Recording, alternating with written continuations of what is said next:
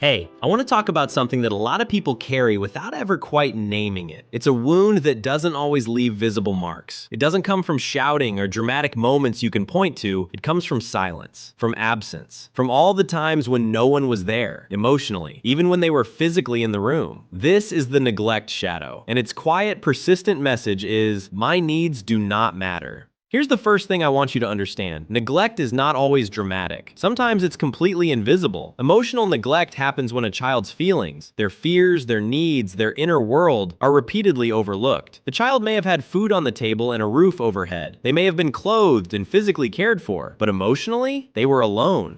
And that kind of loneliness leaves a mark. This often happens in homes where emotions were ignored, where crying was seen as weakness, where vulnerability was discouraged. Maybe the parents were emotionally unavailable, not because they were cruel, but because they were struggling themselves. Maybe survival was the priority and there simply wasn't space for emotional connection. Affection was limited, deep conversations never happened.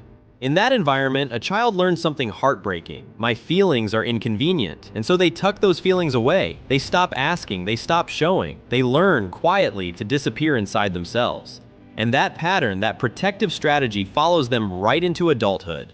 Adults who carry neglect wounds often struggle to even identify what they're feeling. It's like the emotional vocabulary was never fully developed. They might feel numb or disconnected or just vaguely empty even when life looks fine from the outside.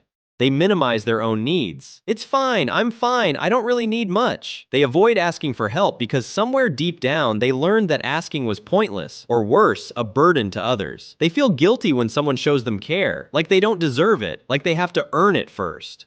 They often end up in emotionally unavailable relationships because that's what feels familiar, and they become caretakers for everyone around them while silently, consistently abandoning themselves.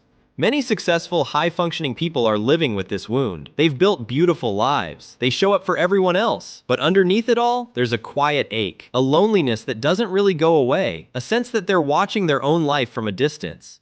Does any of that sound familiar? Here's what I want you to hold on to. Healing is possible, and it begins with one radical, simple idea, that you matter. Not what you produce, not what you do for others. You, your feelings, your needs, your voice, all of it matters.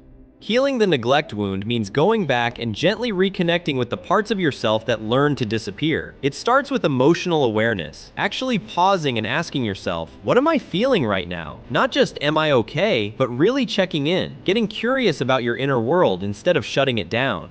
It means practicing self-care without guilt, not as a luxury, not as something you earn after you've taken care of everyone else first, as a basic human right, because it is. It means learning to ask for support out loud to real people and allowing yourself to actually receive it. That part is harder than it sounds, but it gets easier with practice.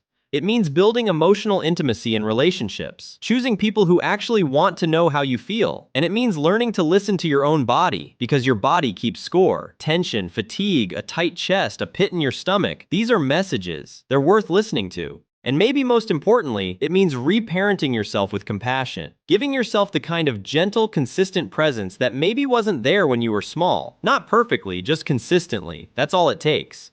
Because here's the truth about the neglected inner child. They don't need perfection. They need presence. Your presence. Before we close, I want to leave you with a few questions to sit with. Take your time with these. Do you minimize your own emotions? Not intentionally, just habitually. Do you dismiss what you're feeling before you've even let yourself feel it? Why is it difficult for you to ask for help? What's the story underneath that hesitation? What emotional needs were overlooked in your childhood? Not to assign blame, just to look honestly, with curiosity. And finally, how can you begin showing up for yourself consistently? Not in grand gestures, just small, steady, daily acts of self-recognition. You didn't learn to disappear because something was wrong with you. You disappeared because, at the time, it felt safer. But safety looks different now. And the person who needed to be seen all those years ago, they're still here, still waiting, still worth showing up for. Your feelings matter. Your needs matter. Your voice matters. And it is never too late to start believing that.